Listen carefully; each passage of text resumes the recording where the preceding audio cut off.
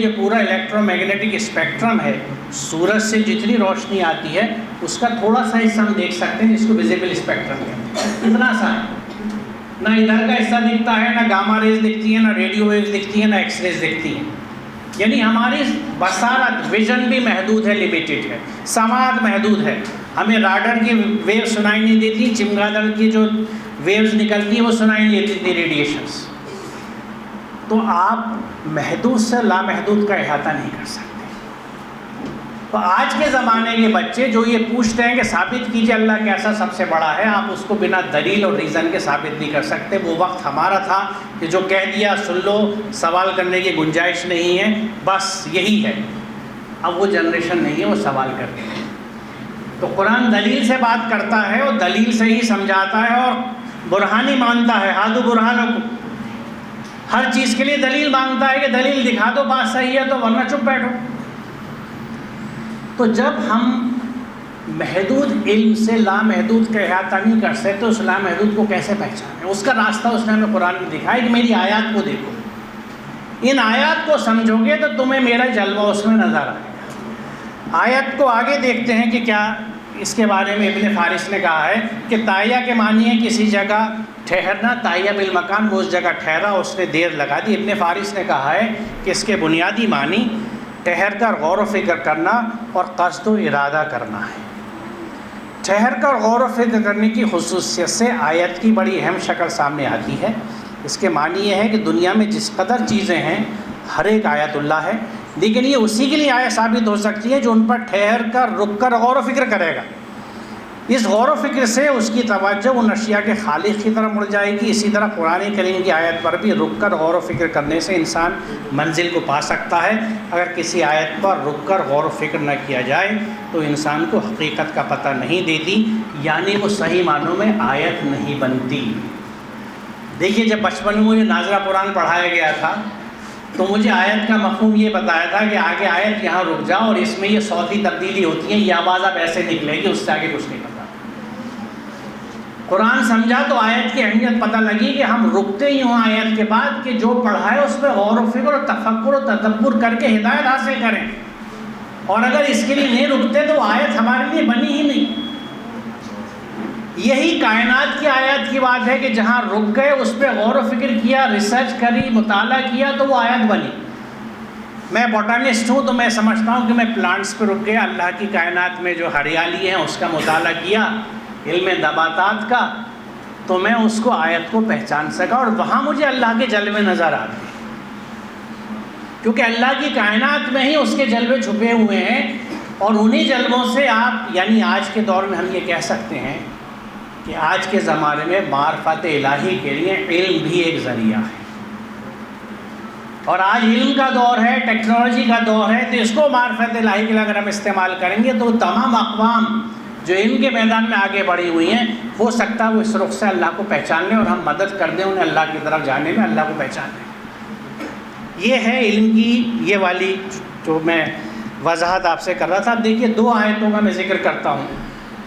یہ جو آیت ہے یہ ہماری کہکشاں ہے گیلیکسی، ملکی وے گیلیکسی.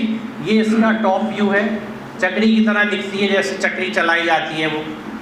اور یہ اس کا لیٹرل ویو ہے، بغلی سائڈ سے بالکل ایسے دکھتی ہے جیسے دو ہاف فرائیڈ ایگ کو آپ اوپر طرح رکھتے ہیں. تو یہ اس کی زردی دکھ رہی ہے انڈے کی اور یہ سفید. یہ ہے ہماری پوری گیلیکسی. اور یہ جو ایک چھوٹا سا نقطہ آپ کو دکھ رہا ہے یہ ہمارا سولر سسٹم ہے. اب تھوڑی ان کی ڈائمینشنس کو دیکھ لیجئے. ایک بازو سے دوسری بازو تک آنے میں اس کہکشاں کے 1,00,000 نوری سال لگتے ہیں. نوری سال یا لائٹ ایئر کس کو کہتے ہیں؟ ایک سیکنڈ میں روشنی 3,00,000 کلومیٹر یا 1,86,000 میل سفر کرتی ہے. امیجن کیجئے، ذرا دہرائیے اسے. ایک سیکنڈ جو گزر گیا، روشنی 1,86,000 میل چلی گئی، 3,00,000 کلومیٹر گئی. یہ ہے روشنی کی رفتار. جو محاورہ اردو میں آپ برق رفتار استعمال کرتے ہیں وہ یہ ہے برق رفتاری. 300 کلومیٹر ایک سیکنڈ میں گئی. اب اس فگر کو آپ 60 سے ضرب دیجئے تو ایک منٹ میں کتنی لائٹ گئی، کتنا فاصلہ طے کیا. پھر اس کو آپ 60 سے ضرب دیجئے تو ایک گھنٹے میں کتنی چلی. یہاں آپ کے کمپیوٹرز کیلکولیٹر فیل، کیونکہ ڈیجٹ اتنا بڑا ہو گیا کہ اس سے آگے گاڑی نہیں چلتی.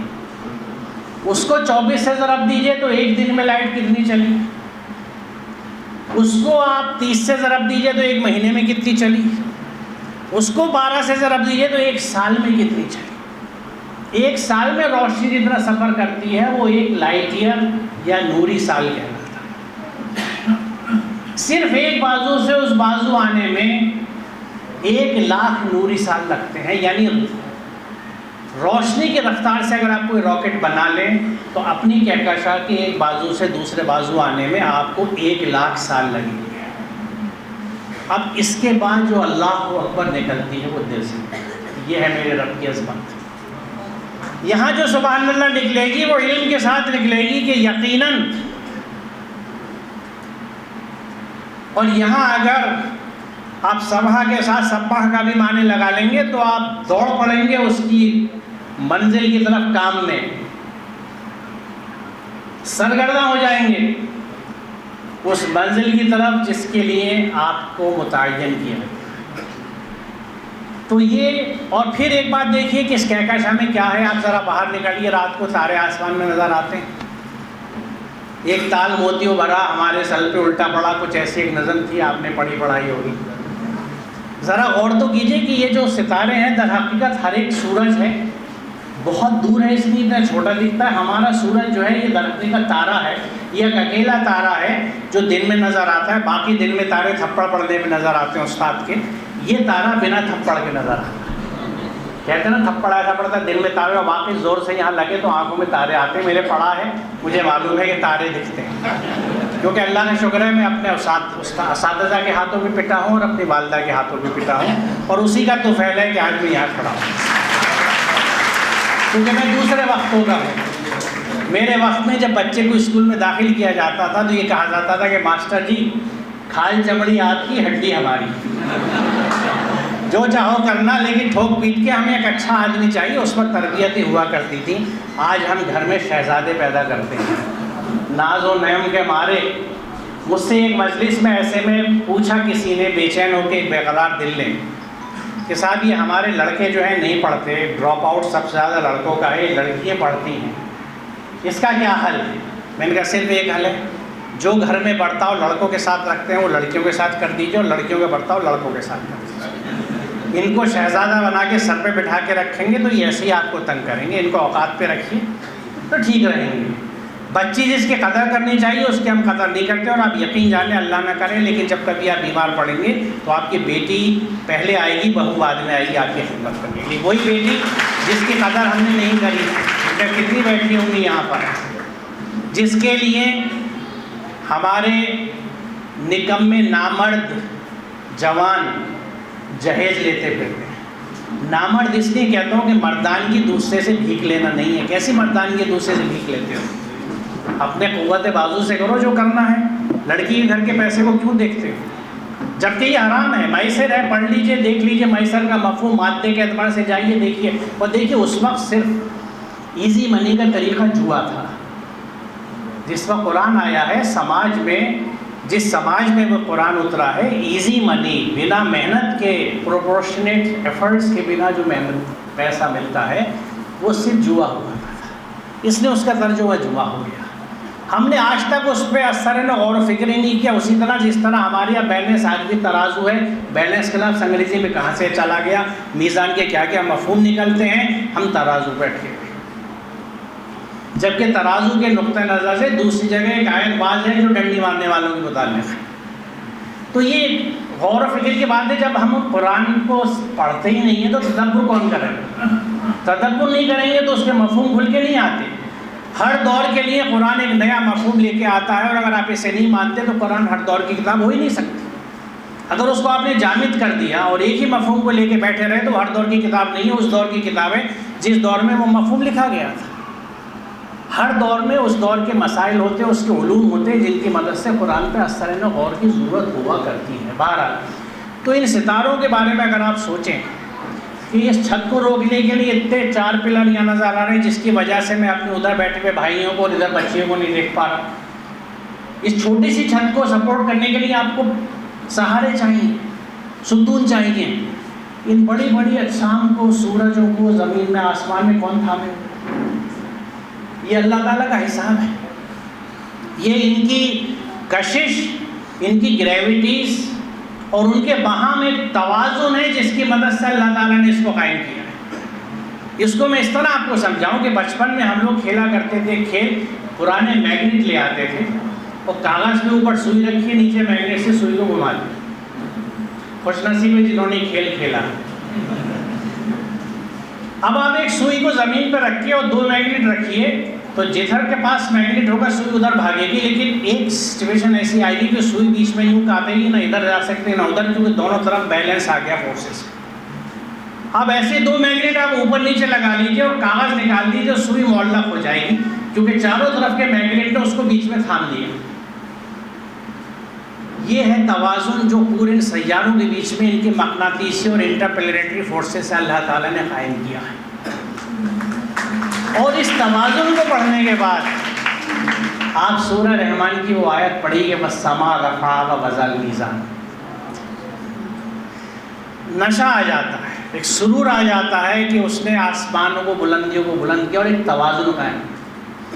یہ ایٹماسفیرک توازن بھی ہو سکتا ہے کیونکہ عربی میں ہر ارض پستی ہے اور اس کے مقابلے میں ہر بلندی سما ہے. تو جب والسماء رفع آیا تو ہر طرح کی بلندیوں کی بات ہو گئی، جس میں ایٹماسفیئر بھی آ گیا، پلینٹس بھی آ گئے، ہر چیز آ گئی. اور ہر جگہ ہمیں توازن ملے گا. ایٹماسفیئر میں توازن ہے، گیسز میں. جو آج ڈسٹرب ہوا تو ہم پالوشن کے شکار.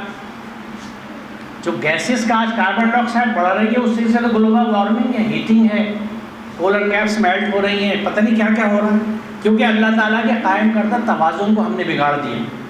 ہم نے فساد پھیلا دیا. باوجود اس کے قرآن کہتا ہے کہ وَلَا تُفْسِدُوا فِي الْأَرْضِ بَعْدَ إِصْلَاحِهَا. ہم نے فساد کو اس رخ سے سمجھا نہیں، قرآن کو اس طرح غور نہیں کیا، اور ان ایشوز پہ ہم چپ بیٹھے ہوئے کہ ہمیں کیا مطلب.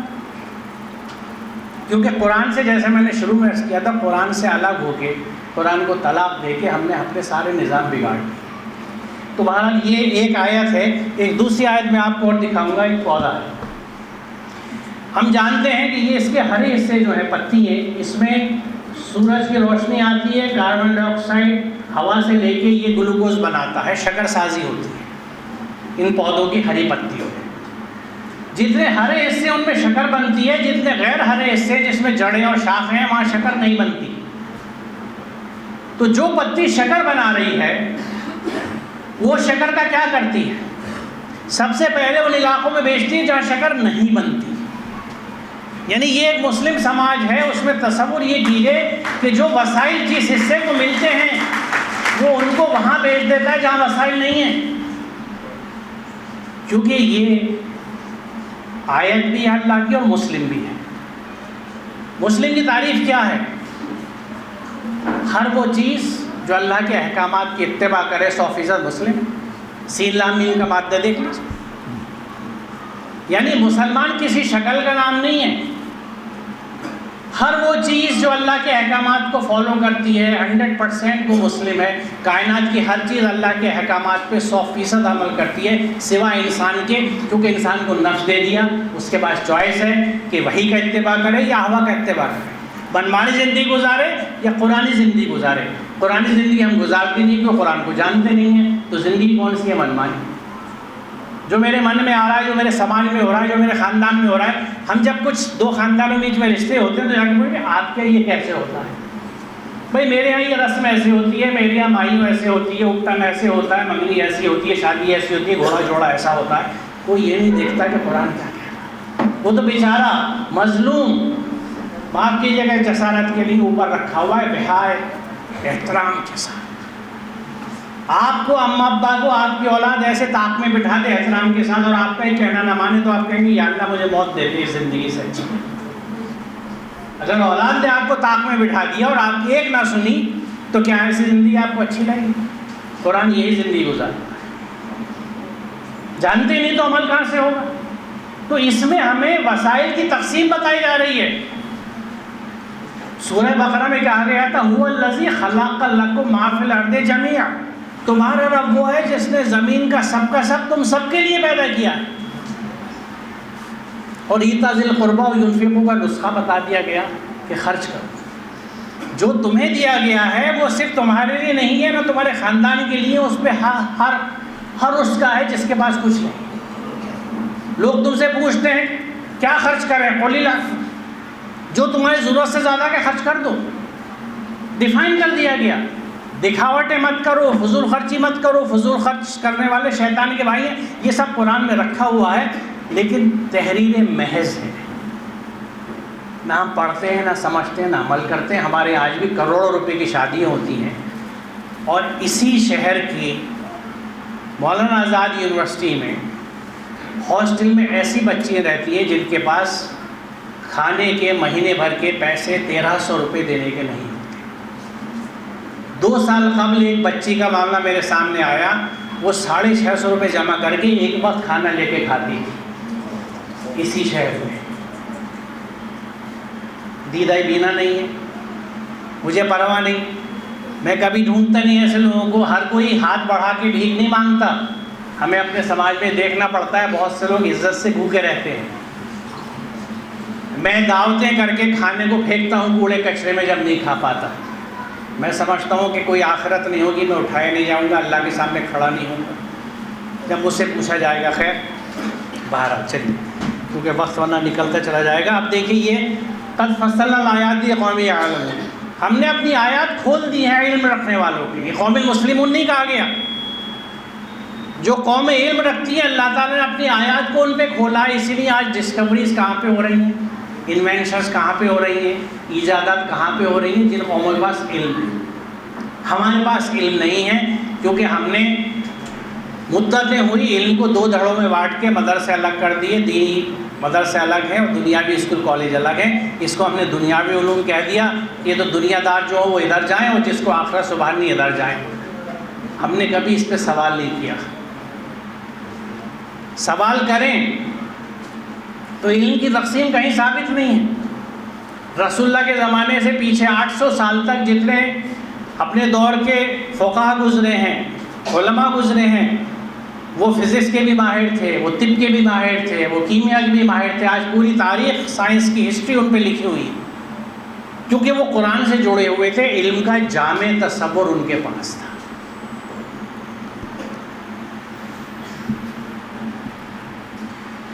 اب یہ آیت میں اس لیے آپ کے سامنے رکھ رہا ہوں کہ یہ چشم کشا ہے۔ پتہ نہیں آپ میں سے کتنے لوگ جانتے ہیں کہ قرآن آپ پہ فرض ہے۔ سورہ قصص آیت نمبر 85، ان الذی فرض علیک القرآن لرادک الی معاد، کہ بے شک وہ اصلی جس نے تجھ پہ قرآن فرض کیا ہے تجھے ایک انجام کو پہنچانے والا۔ میں نے جب یہ پہلی دفعہ سنی تھی تو یقین جانے پہلو ترے زمین نکل گئی تھی کہ یا اللہ مجھ پہ قرآن فرض ہے، مجھے یہی نہیں پتہ اس میں لکھا ہوا کیا ہے، تو میں کر کیا رہا۔ تو ہمیں یہ یاد رکھنا ہے کہ قرآن ہم پہ فرض ہے، اور بات صرف فرض کی نہیں ہے۔ آگے دیکھیے کہا کہا جاتا ہے، اتبعوا ما انزل الیکم من ربکم، جو تمہارے رب کی طرف سے نازل کیا گیا اس کی اتباع کرو، اس کو فالو کرو۔ بات یہ مکمل ہو گئی تھی، لیکن آگے مزید ایمفیسس دی جاتی ہے، ولا تتبعوا من دونہ اولیاء، کسی اور اولیاء کا اتباع مت کرنا۔ یعنی یہ مینڈیٹری ہے ہمارے اوپر کہ صرف اور صرف قرآن کا اتباع کرنا ہے۔ رسول اللہ نے اپنی زندگی میں عمل کر کے دکھا دیا، سیرت مقدسہ موجود ہے، کیونکہ قرآن اللہ تعالیٰ کا حکم تھا، آپ عملی نمونہ تھے، آپ کی زندگی قرآن کی زندگی تھی، he was Quran in action. یہ اسوہ، یہ نمونے موجود ہے سامنے ہمارے، آپ نہیں ہیں لیکن قرآن موجود ہے جو ایک ایک چیز کو ڈیفائن کرتا ہے۔ لیکن جو قوم قرآن کو سمجھے نہیں، بند کر کے رکھ دے، تو اس کا وہ امین نبی جو امانت دار تھا غلط بیان نہیں کرے گا، اس لیے آخرت میں گواہی دے گا کہ میری اس قوم نے قرآن کا مذاق اڑایا۔ تو ڈریے کہ اس گروپ میں ہم شامل نہ ہوں، ہم قرآن سے جڑ جائیں، قرآن ہمارے رگ و پے میں سرایت کر جائے، ہمارے خون میں گردش کرے، اور وہ کب ہوگا؟ جب آپ عشق میں مبتلا ہو جائیں گے۔ قرآن کو سمجھیے، اندر اتاریے، internalization of Quran is important. اتنا سمجھیے، اتنا پڑھیے، اتنا پڑھیے کہ آپ کو ہر سچویشن میں زندگی کی یہ یاد آ جائے کہ قرآن میں اس کے تعلق سے یہ حکم ہے، ریفرنس نہ آئے، یہ یاد آ جائے کہ مجھے یہ کرنا ہے، تو آپ فٹافٹ فیصلے لیں گے اور کبھی غلط فیصلے۔ وہ چاہے اماں اور بیوی کے بیچ کا ہو، چاہے بھائیوں کے بیچ کا ہو، چاہے پڑوسیوں کے بیچ کا ہو، آپ کو ان بنیادی احکامات پہ چلنے میں کوئی دشواری نہیں ہوگی۔ اور تیسری بات جو اس میں بڑی اہم کی گئی ہے کہ ہم ہر نماز میں دعا مانگتے ہیں اللہ تعالیٰ سے کہ اہدنا الصراط المستقیم، یا اللہ میں سیدھا راستہ دکھا دے۔ جواب 1400 سال سے یہاں رکھا ہوا ہے کہ وَأَنَّ هَذَا صِرَاطِي مُسْتَقِيمًا فَاتَّبِعُوهُ، یہ میرا سیدھا راستہ ہے، بے شک یہ میرا سیدھا راستہ ہے، اس کو اتباع کرو۔ اور یہ منع کیا گیا کسی اور راستے پہ مت چلنا ورنہ وہ تمہیں اس راستے سے گمراہ کر دیں گے۔ تو تینوں آیتیں قرآن کی اہمیت ثابت کرتی ہیں۔ قصص 85 بتاتی ہے قرآن آپ پہ فرض ہے، دوسری آیت یہ بتاتی ہے کہ اتباع صرف اور صرف قرآن کی کرنی ہے، اور تیسری آیت آپ کو بتاتی ہے کہ سیدھا راستہ ہے جس کی آپ دعا ہر نماز میں کر رہے ہیں۔ یہ کیسی عجیب بات ہے کہ راستہ میرے ہاں آیا ہے، بہترین نعمت ہے جو اللہ نے دی گئی ہے۔ اللہ تعالیٰ یہ کہتا ہے کہ تم جو کچھ دنیا میں سمیٹتے ہو اس سب سے بہتر یہ ہے، ہوا خیر مما یجمعون، تم جو کچھ دنیا میں اکٹھے کرتے ہو سب سے بہتر یہ قرآن ہے، اس کو اکٹھا کرو، ایسیمیلیٹ اٹ، اس کو اتارو اندر، سمجھو سمجھو سمجھو اور عمل کرو، اپنے پیکر کو اس میں ڈال لو، صفات اللہ اختیار کر لو، اللہ کے رنگ میں رنگ جاؤ۔ اللہ کے رنگ میں کون رنگتا ہے؟ جو قرآن بالکل اندر جس کے گردش پہ رہتا ہے وہ اللہ کے رنگ میں ہوتا ہے۔ اور یہ وہی مخلصین لہ الدین کا گروپ ہوتا ہے جس کی سورہ بقرہ میں شروع میں اللہ تعالیٰ کہتا ہے شیاطین سے کہ تمہارا میرے مخلصین پہ زور نہیں چلے۔ جس وقت شیطان نے یہ کہا کہ میں ان کو آگے سے پیچھے سے دائیں سے بائیں سے بھٹکاؤں گا، تو اللہ نے کہا سوائے میرے مخلصین کے جن پہ تیرا بس نہیں چلے گا۔ وہ مخلصین کون ہیں؟ جنہوں نے اللہ کے دین کو اپنے لیے خالص کر لیا، یعنی سوائے قرآنی احکامات کی کسی چیز پہ عمل نہیں کرتے، وہ ہیں مخلصین اللہ الدین والے لوگ۔ اور قرآن کو سمجھے بنا ہم اس درجے کو یقیناً نہیں پہنچ سکتے۔ اب دیکھیں یہ اسی بقرہ میں آگے ایک آیت ہے جہاں آدم کو نیچے اتارنے کی بات آئی ہے۔ اللہ تعالیٰ کہتا ہے کہ میری طرف سے جب کوئی ہدایت تمہارے پاس پہنچے تو جو لوگ میری اس ہدایت کی پیروی کریں گے، یعنی فالو کریں گے، اس پہ عمل کریں گے، ان کے لیے کسی اور خوف اور رنج کا موقع نہیں ہوگا۔ سرخ سے اس کو لکھا میں نے اس لیے کہ اور جو اس کو قبول کرنے سے انکار کریں گے اور ہماری آیت کو جھٹلائیں گے وہ آگ میں جانے والے لوگ ہیں جہاں وہ ہمیشہ رہیں گے۔ یہاں دو پوائنٹس کی میں وضاحت کرنا چاہتا ہوں۔ پہلی بات تو یہ کہ یہ وہ آیت ہے، ڈر لگتا ہے مجھے کہنے میں، کہ جس میں کفرو کذبو ایک ساتھ ملا دیے گئے، انکار کرنے والے یعنی کافر بھی اور جھٹلانے والے بھی، کذبو دونوں ایک ساتھ ہیں۔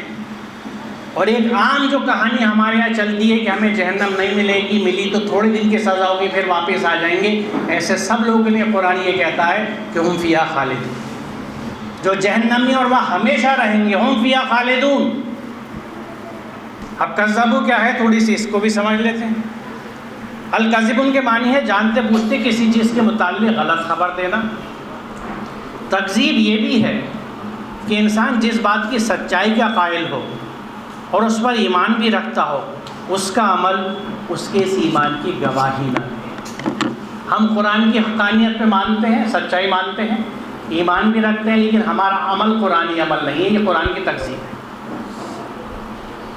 Because you know you are what you do, جو آپ کرتے ہیں وہ ہیں آپ۔ اگر میرا فعل فاسقانہ ہے تو بھلے میں یہاں لکھ لوں کہ میں بہت بڑا مسلمان ہوں، میں فاسق ہوں۔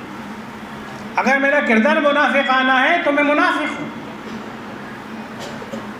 اور اگر میں اللہ تعالیٰ کے قائم کردہ دائروں سے حدود سے نکلا ہوا ہوں تو میں فسق میں مبتلا ہوں، یعنی فاسق ہوں، قرآن کے دائرے سے باہر جا چکا۔ کیونکہ قرآن میں جگہ جگہ ایسا نہیں ہے کہ ایمان لانے کے بعد کفر نہیں ہوتا، قرآن میں کئی جگہ اس بات کا ذکر ہے کہ ایمان لانے کے بعد کفر سے بچو، کفر میں مبتلا مت ہو۔ تو ایسا نہیں ہے کہ میں ایک تو غلط فہمی ہمارے یہاں کہ میں الحمدللہ محمد یوسف صاحب کے گھر میں پیدا ہو گیا، مسلمان گھر میں پیدا ہو گیا تو میں مسلمان ہو گیا۔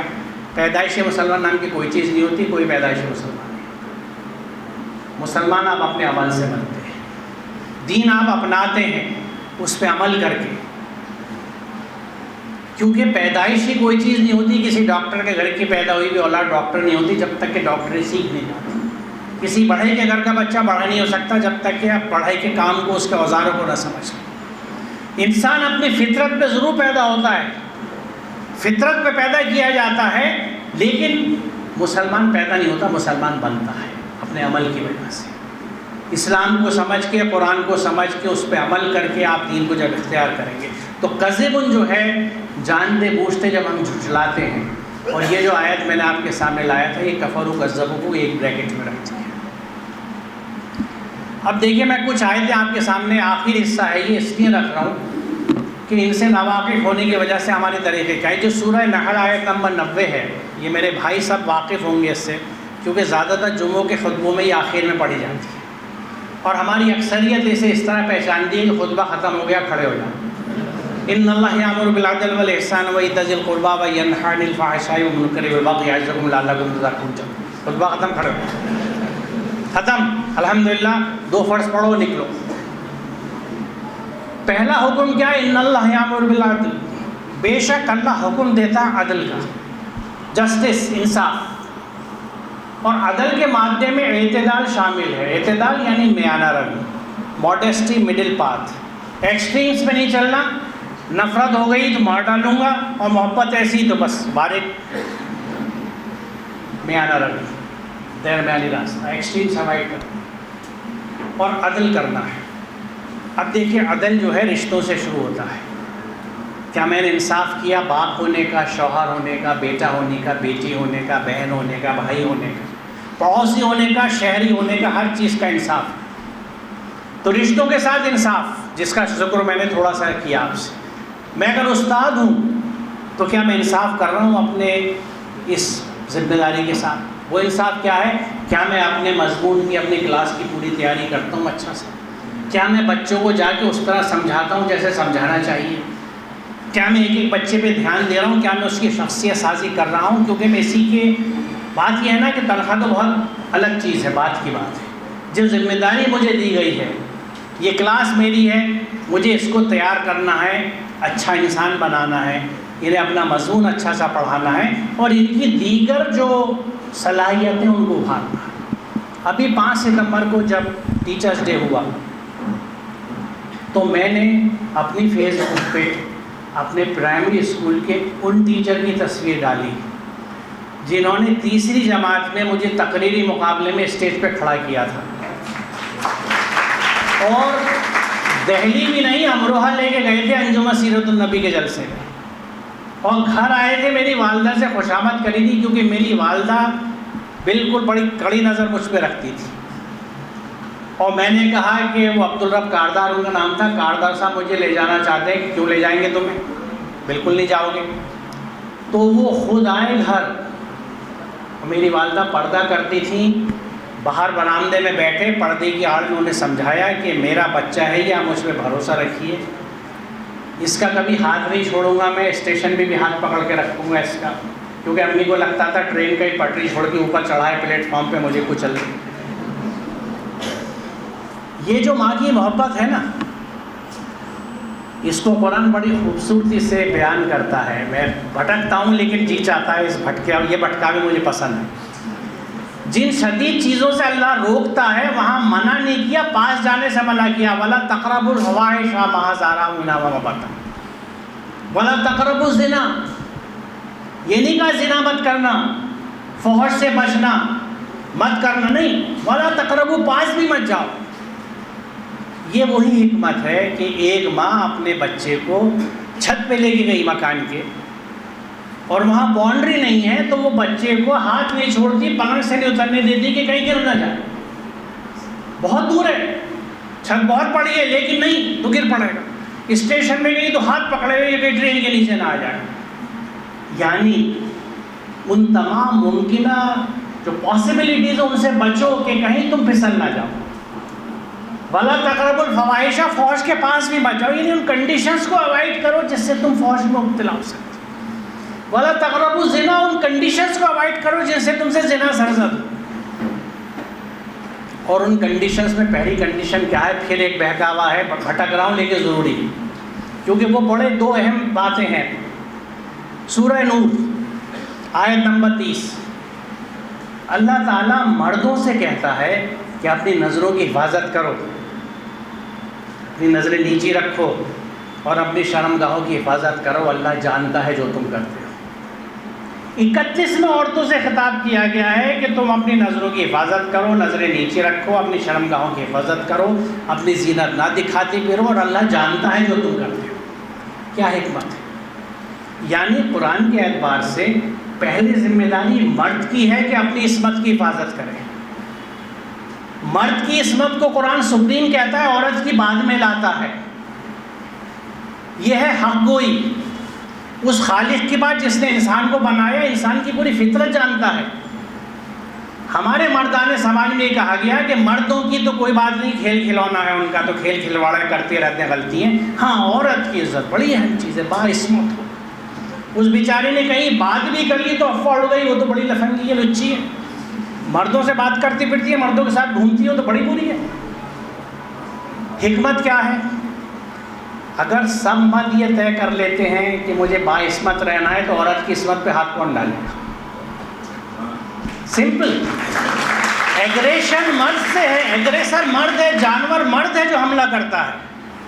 اس کو لگام پہلے لگا دی کہ، اور شروعات کہاں سے ہوتی ہے؟ نظروں سے. یہ بات وہاں سے میں لے کے آیا کہ شروعات سے جب وَلَا تَقْرَبُوا الزِّنَا ہے تو شروعات کہاں سے ہوتی ہے؟ نظریں نیچے رکھو. ساری کہانی جب شروع ہوتی ہے جب آپ اسٹیئرنگ کرتے ہو، واو،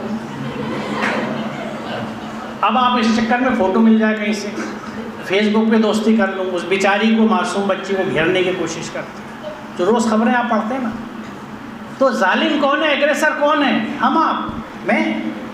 اسی لیے ہم سے کہا گیا نظریں نیچے رکھو، کیونکہ نہ نظر دیکھیں گے، نہ ذہن بھٹکے گا، نہ خواہشات آئیں گی، نہ آپ کو شیطان گھیرنے کی کوشش کرے گا. اور آج زمانہ ایسا ہے، معاف کیجیے گا اس جسارت کے لیے، جسارت ہی کہوں گا کیونکہ جو کام سب سے اہم اچھا سمجھا جاتا ہے، آپ مسجد کے باہر کھڑے ہو جائیں، کر لیجیے ایک دن تجربہ. اور جو نماز پڑھ کے نکل رہے ہیں 8 سے 80 سال والوں تک، ان کی ذرا نظریں دیکھیے گا کدھر کو جا رہی ہیں.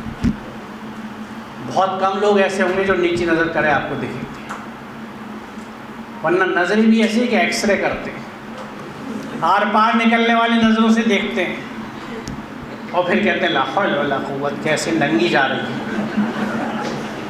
آپ دیکھ کیوں رہے ہیں؟ بڑی عجیب بات ہے کہ ہمارا بڑا طبقہ عورت کو مجمع میں لانے سے اس لیے منع کرتا ہے کہ ہم بھٹک جائیں گے. تو یعنی وہ سورہ نور نہیں پڑھی انہوں نے؟ ان کو لانے سے تھوڑی منع کیا تھا، آپ سے نظریں نیچے رکھنے کو کہا گیا تھا.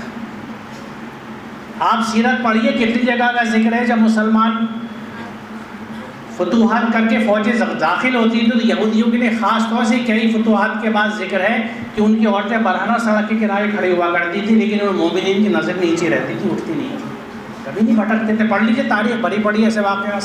یہ ٹیکٹک ہوتی تھی ان کی، عورتوں کو آگے لاتے تھے. مسلمان تھے وہ، ان کی نظریں اٹھتی نہیں تھی. اٹھ کے دیکھ کے لاہور پڑھ کے نیچے نہیں کرتے تھے، دیکھتے ہی نہیں تھے. یہ ہے قرآن سے دوری، جس کی وجہ سے سماج کے ڈس آرڈرس ہیں. تو یہ آپ لوگ، میں تو ذہن میں رکھتا ہوں، آپ ذہن میں رکھیے گا کہ جب بھی آپ نظر اٹھا رہے ہیں قرآن کی تکذیب کر رہے ہیں کیونکہ اللہ کے حکم سے باہر جا رہے ہیں.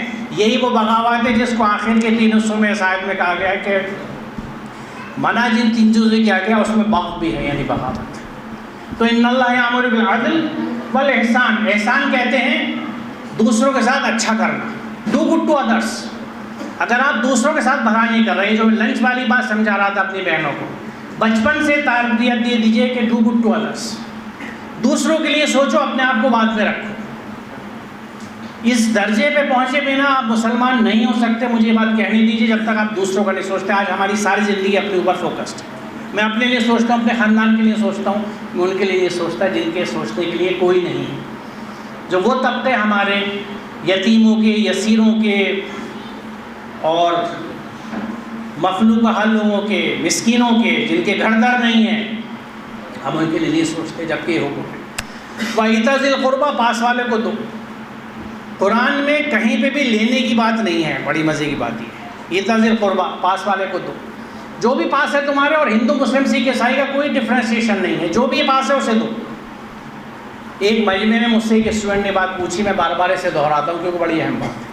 اس نے کہا سر ہمارے پاس کچھ نہ ہو تو ہم کیا دیں؟ میں نے کہا بیٹے ایک میٹھا بول تو ہے، ایک مسکراہٹ تو ہے، مسکرا کے بات کرو، اچھا بول بولو. ہم ہر ایک کو گھورتے رہتے ہیں، کڑوا بولتے ہیں، کیا ہے جی؟ مسلمان تو ایسا نہیں ہے نا. آگے ایک شاید میں نے آیت رکھی ہے، میں اس پہ آؤں گا ابھی. وَيَنْهَا عَنِ الْفَحْشَاءِ وَالْمُنْكَرِ وَالْبَغْيِ، فحش سے منع کیا ہے، منکرات سے خلاف عقل کانٹری ٹو ریزن جو چیزیں ان سے منع کیا اور بغاوتوں سے منع کیا. دیکھیے جو چیز نادانی میں ہوتی ہے وہ غلطی مانی جاتی ہے، اور اس کا بھی فلسفہ قرآن معافی کا دیتا ہے، جس میں فتابو واسلحوا کی بات ہے کہ توبہ کر کے اپنی اصلاح کر لو، دوبارہ ویسا نہ کرنا. جو چیز کرتے رہتے ہیں ہم آخر تک، وہ بغاوت ہوتی ہے، وہ غلطی نہیں ہوتی، وہ نادانی نہیں ہوتی، وہ بغاوت ہے. میں جانتا ہوں یہ غلط ہے لیکن میں کر رہا ہوں کیونکہ وہ غفور رحیم ہے، نقطہ نواز بخش دے گا. عجیب عجیب کھیل ہے. قرآن ڈیفائن کرتا ہے کہ اللہ کیا کرے گا کیا نہیں کرے گا، کہاں میری پکڑ ہوگی کہاں نہیں ہوگی، لیکن جب تک ہم اسے پڑھیں گے نہیں سمجھ میں نہیں آئے گی یہ بات. اب یہ آیت میں نے اس لیے لی ہے کیونکہ یہ ٹیچنگ سے ریلیٹڈ ہے. آپ نے سنا ہوگا، اس کو خوب پڑھا بھی ہوگا کہ حضرت ابراہیم علیہ السلام جو اللہ سے پوچھا کہ مالک یہ بتا دے تو مردوں کو کیسے زندہ کرے گا، تو اللہ تعالیٰ نے کہا ابراہیم کیا تو ایمان نہیں رکھتا ہے؟ کہا ایمان تو رکھتا ہوں، دل کا اطمینان چاہیے. تو اللہ تعالیٰ نے کہا اچھا 4 پرندے لے، ان کو سدھا لے اور ان کے ٹکڑے 4 پہاڑوں میں رکھ دے، تو آواز لگا وہ چلے آئیں گے. اب ذرا اس پہ غور کیجیے. پہلی بات کہ جب اللہ سے سوال ہو سکتا ہے تو ہر ایک سے سوال ہو سکتا ہے. سمپل. سوال کرنے سے مت ڈریے، یاد رکھیے سوال کرنا سنت ابراہیم. ایک سنت ابراہیم کی تو مٹھائی آپ نے بہت کھائی ہوگی، یہ دوسری سنت ابراہیم کی بڑی اہم ہے. سوال کرنا سنت ابراہیم.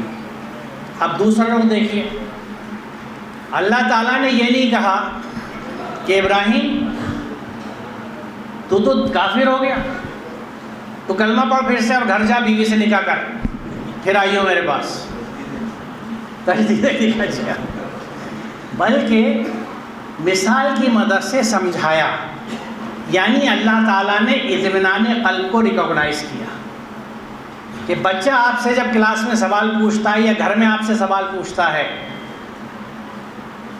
تو آپ کو اس کو سمجھا کے بتانا ہے تاکہ اس کو مطمئن کر سکیں. اگر آپ اسے مطمئن کرنے میں کامیاب ہو جاتے ہیں تو آپ نے اللہ کی سنت پہ عمل کیا، بے انتہا ثواب کمائیں گے آپ. اور یہ کام والدین اور ٹیچرز کا ہے. اگر آپ نے اس کو جھٹک دیا جو اکثر ہمارے بہن بھائی کر دیتے ہیں، اس کے سوال کو ڈسکریج کر دیا، اس کے حوصلے توڑ دیے، تو یہ بالکل ایسا ہی ہے کہ کسی کے پہلے آپ پیر توڑ دیں پھر کہ اب تو ریس میں دوڑ. سوال کرنے دیجئے چاہے وہ کتنی انکمفرٹیبل ہوں. آپ سے نہیں آتا جواب کہیے بیٹا دیکھ کے سوچ کے بتاؤں گا، ابھی پٹ اٹ آن ہولڈ، ابھی رکھ دو اسے، تھوڑی دیر رک جاؤ، سمجھ میں آئے گا جب تمہیں بتاؤں گا. کوئی حرج نہیں ہے اس بات کو کہنے میں کیونکہ ہر چیز ہر کوئی نہیں جانتا، لیکن سوالوں کی اہمیت بہت ہے. یہ اللہ تعالیٰ نے ریکگنائز کیا ہے. دیکھیے قرآن میں کوئی چیز بنا حکمت کے نہیں ہے. یہ کتاب ہدایت ہے، اس کا ایک ایک نقطہ حکمت کے لیے ہے. اس واقعے کی موجودگی ہمیں سمجھاتی ہے کہ سوال کی اہمیت ہے اور سوال کا جواب کس انداز سے ہو. قلب کا اطمینان بہت ضروری ہے، اور یہ اگر ٹیچر اور پیرنٹس کر لیتے ہیں کہ ہم سیٹسفائی کر لیتے ہیں اپنی جنریشنز کو، اپنے بچوں کو، تو وہ بچے پھر کبھی بھی آپ کے دائرے سے باہر نہیں جائیں گے، کیونکہ جو چیز سمجھ لی جاتی ہے وہ اندر اتر جاتی ہے. اب دیکھیں یہ چھوٹا سا حکم ہے قرآن کا، وَلَقَدْ كَرَّمْنَا بَنِي آدم. ہم نے بنی آدم کو تقریب کے لیے پیدا کیا، اسے تقریب دی. یہاں میں یہ وضاحت کر دوں کہ یہ چیزیں میں اس لیے لے رہا ہوں کیونکہ میرا معروضہ یہ ہے، میری گزارش یہ ہے کہ جس طرح اقیموا الصلاۃ وآتوا الزکاۃ قرآن کا حکم ہے، اسی طرح لقد کرمنا بنی آدم. کہیں قرآن میں یہ سند نہیں ملتی کہ ہماری یہ آیتیں تم پہ فرض ہے اور یہ نہیں ہے فرض. یہ آیت ہمیں بتاتی ہے کہ ہمیں ہر شخص کی عزت کرنی ہے، ہندو ہو، مسلمان ہو، سکھ ہو، عیسائی ہو، چوڑا ہو، چمار ہو، سید ہو، مجھے کسی کو بے عزت نہیں کرنا، کیونکہ میرے رب کا یہ حکم ہے اس قرآن میں جو مجھ پہ فرض ہے کہ مجھے ہر ایک کی عزت کرنی ہے، ہر بنی آدم کی، children of Adam, descendants of Adam. اور جب انسان کی عزت کی جاتی ہے تو اس کی آئیڈیالوجی کی، اس کے عقائد کی، اس کی پسند ناپسند کی، ہر چیز کی عزت کی جاتی ہے. اور اس کی مزید وضاحت یہاں ہوتی ہے کہ یہ لوگ اللہ کے سوا جن کو پکارتے ہیں تم انہیں گالیاں نہ دو. مجھے کسی کے بھگوان کو گالی دینے کا حکم نہیں ہے، کیونکہ اس آیت کا اگلا حصہ ہے ورنہ تم انجانے میں وہ تمہارے اللہ کو برا کہیں گے تو تمہیں اچھا نہیں لگتا. وہ میں نے نہیں لیا، چھوٹا ٹکڑا لیا. تو یہ ہدایت ہے قرآن کی، ہم پہ فرض ہے. ہم میں سے کتنے مسلمان دیکھیے بے عزتی تو عام بات ہے، پھر اگر مزید وضاحت دیکھیے قرآن تو کیا کیا نقطے بتاتا ہے. ہمیں تانے دے کو منع کرتا ہے, ہمیں دوسرے کے نام رکھنے کو منع کرتا ہے, ہمیں جستجو سے جو ٹو ہمارے یہاں بہنوں کی نہیں بھائیوں کی بھی ہوتی ہے نا, قرآن کہتا ہے بلا تجسس, وہ کہاں گیا تھا دیکھتا, وہ وہاں گیا تھا, اس سے ملا تھا, وہ لگے میں پھیلا رہے ہیں فساد, رشتے خراب کر رہے ہیں, تعلقات خراب کر رہے ہیں, ٹو میں لگے ہوئے ایک دوسرے کے. قرآن منع کرتا ہے, مسلمان ٹو میں نہیں لگتا. مسلمان کسی کالے کو کلو نہیں کہتا, کسی اپاہج کو لنگڑا نہیں کہتا, کیونکہ منع کیا گیا ہے کہ القاب مت رکھو. ایمان لانے کے بعد فسق میں مبتلا ہونا شدید بری بات ہے. یہ پوری آیت ہے. یہاں فسق کی وضاحت ہوتی ہے کہ اللہ کے حدود سے باہر نکلنے والے فاسق ہیں جو ان حدود کو توڑ کے چلے جاتے ہیں. اللہ نے منع کیا ہے, برے نام مت رکھو, برا مت کہو, تانے مت دو, ایک دوسرے کا مذاق مت اڑاؤ. مومن مردوں سے کہہ دو کہ ایک دوسرے کا مذاق مت اڑاؤ, ہو سکتا ہے جس کا تم مذاق اڑاتے ہو تم سے بہتر ہو. مومن عورتوں سے کہہ دو ایک دوسرے کا مذاق مت اڑاؤ, ہو سکتا ہے تم جس کا مذاق اڑاتی ہو تم سے بہتر ہو. آپ بتائیے کہ ہدایت قرآن میں ہے, اور مسلم معاشرہ اگر وجود میں آ جائے گا جس میں ساری چیزیں ہوتی ہوں, تو بتائیے کون ہوگا جو کہے گا کہ میں مسلمان کو پڑوس میں مکان نہیں دوں گا یا میری کالونی میں مسلمان کو مکان نہیں دیا جائے گا؟ کیوں؟ ہمارے اعمال ایسے نہیں ہیں, ہمارے گڑبڑ ہے. ہم غصہ کرتے ہیں, ریئیکشنری ہے, ٹٹ فار ٹیٹ کرتے ہیں, لوگوں کو اچھا نہیں لگتا. مسلمان یہ ہوگا, یہ قرآن میں ہے, حوالے موجود ہیں, آپ خود دیکھ لیجیے گا اگر آپ کو لگے کہ میں کوئی بات غلط کہہ رہا ہوں. وَقُلْ عِبَادِي يَقُولُوا الَّتِي أَحْسَنُ, میرے بندوں سے کہہ دو زبان سے جب بات نکالے اچھی نکالے. اب یہاں میں یہ آپ سرچ کر دوں کہ یہ ایبسولوٹ حکم ہے. ایبسولوٹ کس لیے ہے؟ کیونکہ یہاں گنجائش نہیں دی گئی. اللہ تعالیٰ نے گنجائش قرآن میں حرام مال کھانے کو بھی دی گئی ہے کہ اگر بھوک سے آدمی پریشان ہے تو حرام رزق بھی کھا سکتا ہے بشرطے کہ بغاوت کی نیت نہ ہو. یہ وضاحت آیت میں موجود ہے. تو اپنے زندہ رہنے کے لیے اگر کچھ نہیں ہے, حرام چیز چاروں طرف موجود ہے, تو اس کو زندہ رہنے لائق کھا لیجیے آپ. یہاں یہ نہیں کہا گیا کہ کوئی تمہیں بہت برا کہے, تمہارے رسول کو برا کہے, تمہارے اللہ کو برا کہے تو تم بھی برا کہہ دینا. نہیں, مومن کے لیے مومن کا کردار دوسرے کا ریفلیکٹیو نہیں ہے, آئینہ نہیں ہے, ریئیکشنری نہیں ہے. وہ برا کہے اس کو حساب اپنا دینا ہے, میں اپنا حساب. مجھے تو یہ حکم نہیں ہے زبان سے بری بات نکالو, ہمیشہ قول حسن نکالنا, اچھی بات نکالنی ہے, کسی کی دل آزاری نہیں کرنی, کسی کو برا نہیں کہنا, وہ جو چاہے کرے. اب یہ احکامات قرآن کے آپ خود بتائیے ایمانداری سے ہماری زندگیوں میں ہے کیا؟ نہیں ہے تو ہم کس طرح سے اپنے آپ کو, پھر وہی بات کہ کیا 3.5 آیتوں کے مسلمان بن کے ہم اگر ہوتے تو پھر آج ہم لوگ اس حال میں کیوں جاتے ہیں؟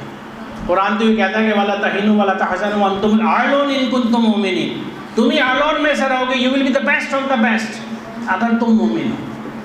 تو ہم مومن نہیں ہیں اس لیے بیسٹ آف دا بیسٹ نہیں, اعلون میں سے نہیں کیونکہ مومن نہیں. ہر شخص کا درجہ اس کے عمل کے لحاظ سے ہے, اور تمہارا رب لوگوں کے اعمال سے بھی خبر ہے. یہ آیت میں نے اس لیے چنی ہے کہ اصل چیز امپورٹنٹ عمل ہے. واٹ آئی ڈو, میں کیا سوچتا ہوں, میں کس چیز کی تسبیح پڑھتا ہوں, وہ اہم نہیں ہے. اہم یہ ہے کہ میرا عمل کیا ہے.